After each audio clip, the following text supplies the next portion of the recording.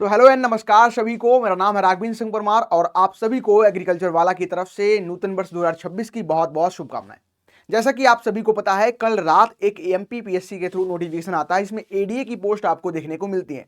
इससे पहले भी मैंने आपको जो एमपी ईएसबी के वीडियोस प्रोवाइड करे थे उसमें बताया था कि एमपी में आपको हाल फिलहाल 2026 में बहुत सारी एग्रीकल्चर की वैकेंसी देखने को मिलेंगी।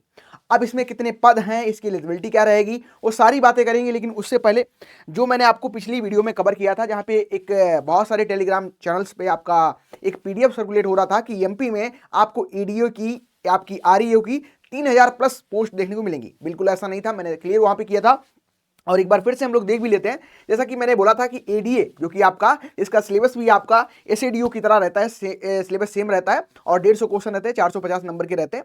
इसमें अगर आप देखोगे 3000 तो पेपर ऑन पद हैं, लेकिन वो पद आपको नहीं आने वाले, वो नहीं है। और हाल फिलहाल देखोगे तो लगभग 70-75 पद आपको यहाँ पे देखने को मिले, जैसा कि मैंने आपको एक्सपेक्टेड था पिछले वीडियो में आपको यहाँ पे प्रोवाइड करा था। अब बात करते हैं इस नोटिफिकेशन में आपको क्या क्या चीजें देखने को मिल रही है। सबसे पहली बात तो आप इस तरीके से नोटिफिकेशन देखोगे तो नोटिफिकेशन में आपको, जो कि मध्य प्रदेश लोक सेवा आयोग के द्वारा यहाँ पे जारी किया गया है, कल रात ही नोटिफिकेशन आया है, नववर्ष के साथ ये नोटिफिकेशन आपको देखने को मिला है। और यहाँ पे अगर हम लोग बात करें, आपका जो परीक्षा तिथि है ये आपकी यहाँ पे 22/11/2026 रखी गई है। ऑनलाइन आवेदन जो है आपकी जल्दी हाल फिलहाल स्टार्ट हो जाएंगे और अंतिम तिथि जो है आवेदन की 24/5/2026 यहाँ पे रखी गई है।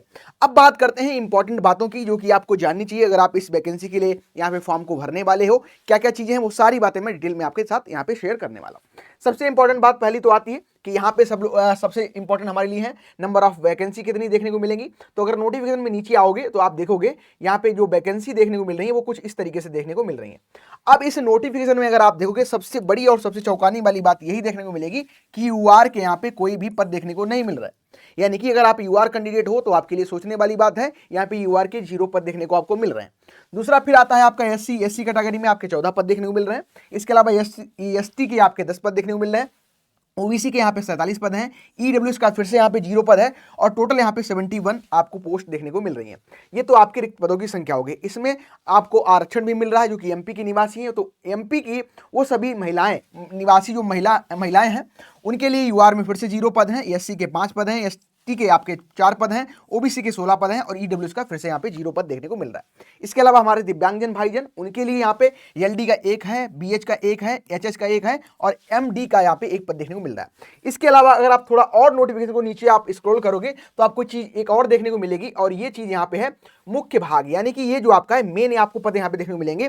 तो ओवरऑल यहाँ पे मान चल सकते हो आप 48 पद ही आपको देखने को मिल रहे हैं। ठीक है, 48 पद जो देखने को मिल रहे हैं, इसमें आपके 13% जो रिजर्व है। अब हो सकता है इन 23 पदों को आपको यहाँ पे आपके यूआर में शामिल किया जाए, लेकिन ये एक्सपेक्टेड ही है।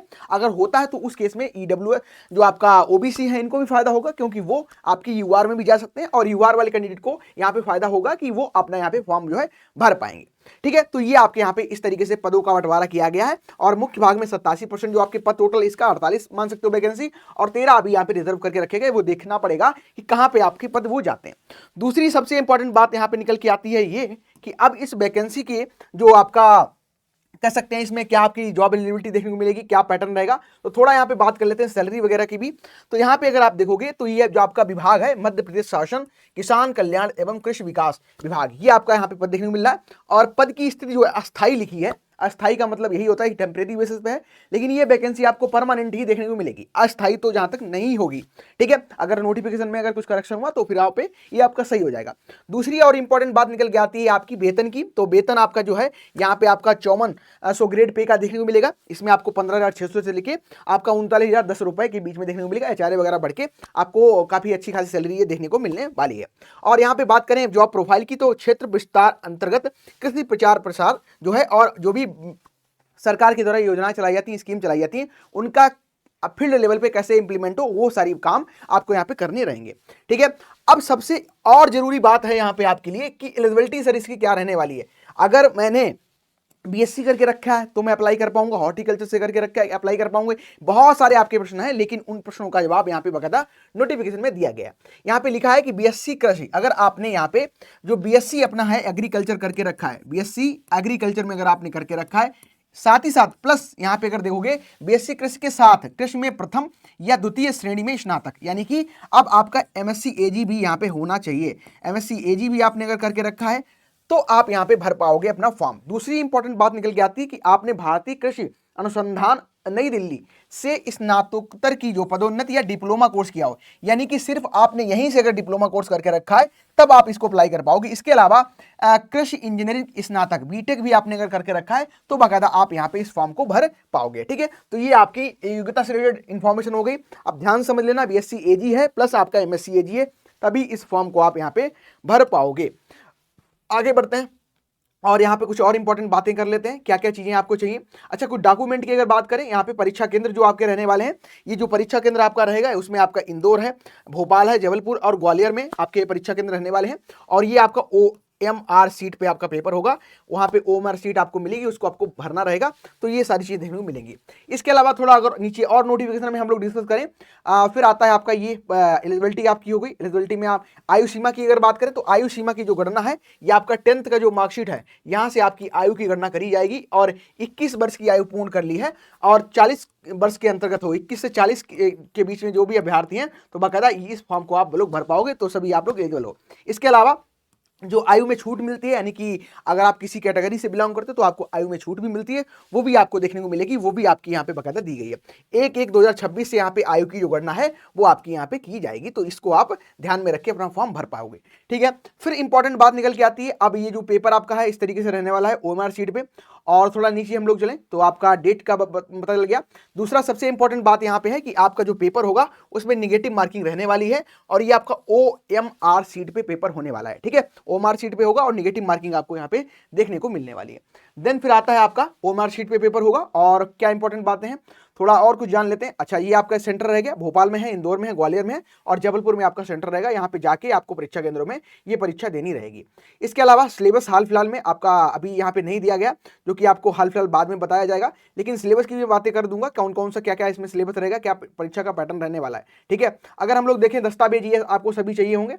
और जो भी स्टूडेंट बोल रहे हैं कि मेरा अभी बीएससी जो है, बीएससी मेरा हो गया है या मैं किसी फाइनल ईयर में हूं, तो फाइनल ईयर वाले भी इस फॉर्म को नहीं भर पाएंगे। वो इसलिए नहीं भर पाएंगे क्योंकि यहाँ पे जब भी आप फॉर्म को फिलअप करोगे तो फॉर्म को फिलअप करते समय आपको जितने भी डॉक्यूमेंट है वो सभी आपको लगाने पड़ेंगे। उनकी जो प्रति है, जो फोटो कॉपी है, जो आपका सॉफ्ट कॉपी है, उसको आपको यहाँ पे लोड करना पड़ेगा। अगर आपके पास फाइनल ईयर में हो तो अभी आपके पास ट्रांसक्रिप्ट और आपकी डिग्री जो नहीं है, तो आप फॉर्म यहाँ पे नहीं भर पाओगे। फिर आते हैं विज्ञापन की तिथि। तो कल आपका रात में हैप्पी न्यू ईयर के साथ एक गुड न्यूज आपको मिल गई कि आपको इस तरीके से पद MP में देखने को मिलने वाले हैं। फिर आती है आवेदन, ऑनलाइन आवेदन की प्रक्रिया आपकी 25/4/2026 से स्टार्ट हो जाएगी। आप अप्रैल से यहाँ पे फॉर्म भर पाओगे। ऑनलाइन आवेदन की अंतिम जो आपका ऑनलाइन आवेदन की अंतिम जो तिथि है, ये आपकी 1 महीना टाइम मिलेगा। 1 महीने के अंदर आप फॉर्म भर सकते हो। अगर आप विलंब से भरते हो तो बाकायदा फीस आपको लगेगी और फॉर्म भी भर पाओगे। देख रहे हो कितनी फीस है आपकी। इसके अलावा अगर हम लोग यहाँ पे बात करें एग्जाम के पैटर्न की और सिलेबस की अगर बात करें, तो ये आपका अभी हाल फिलहाल में जारी नहीं किया गया है। इस तरीके से आयु में छूट भी मिलेगी। जो लोग भी आपके स्पेशल कैटेगरी से बिलोंग करते हैं तो वो अपना यहाँ पे आयु का छूट जो है उसको यहाँ पे देख सकते हैं। ठीक है, फिर बात आती है, अब ये डॉक्यूमेंट आपके सभी इंपॉर्टेंट हैं, ये दस्तावेज आपको चाहिए ही चाहिए होंगे जब आप इंटरव्यू वगैरह में जाओगे। इससे पहले आप जब अपलोड करोगे फॉर्म वगैरह भरोगे। ठीक है, हाल फिलहाल में आपको ये जो फॉर्म वगैरह है, ये सारी चीजें आपको MPPSC MP.gov पे मिल जाएंगी, या फिर ये www.mpsc mp.gov पे जाके भी आप सारी चीजें चेक कर सकते हो। वहीं से आप फॉर्म वगैरह यहाँ पे फिलअप कर पाओगे। ठीक है, अच्छा, फिर बात करें आपके जो यहाँ पे फॉर्म फीस है, वो मध्य प्रदेश के मूल निवासी, अनुसूचित जाति, अनुसूचित जनजाति, अन्य पिछड़ा वर्ग और जो गैर क्रीमी लेयर से आते हैं तो उनके लिए 250 रुपये यहाँ पे रखा गया दिव्यांगजन से। और जो सभी श्रेणी के हैं मध्य प्रदेश के बाहर के निवासी जो अभ्यर्थी हैं, यानी कि ऑल इंडिया फिर एलिजिबिलिटी यहाँ पे देखने को आपको मिल रही है। ठीक है, तो आपको 500 रुपये यहाँ पे फीस है वो पेमेंट करना पड़ेगा। ठीक है, ये आपकी बात हो गई।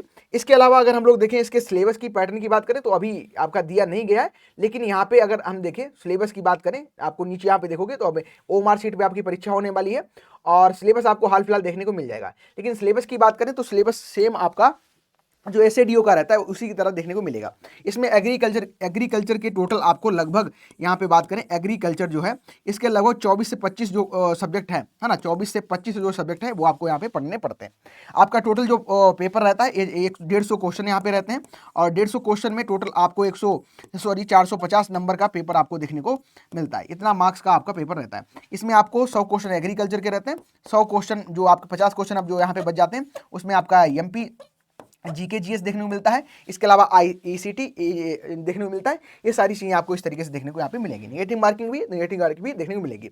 हाल फिलहाल में आपको जल्दी आयोग के द्वारा यहाँ पे नोटिफिकेशन कंप्लीट देखने को मिल जाएगा। इसमें आपका जो परीक्षा का पैटर्न है और आपका जो सिलेबस है वो कायदा मेंशन कर दिया जाएगा। ठीक है, तो जो भी स्टूडेंट इस क्राइटेरिया से बिलोंग करते हैं, इस क्राइटेरिया को फिलअप कर सकते हैं, कर पा रहे हैं, तो वो बाकायदा इस वैकेंसी का लाभ जरूर उठाएं और फॉर्म अपना जो भी डेट्स आपकी स्टार्ट होंगी तब आप फॉर्म अपना फिलअप करें। Thank you everyone, thank you for watching, wish you very best.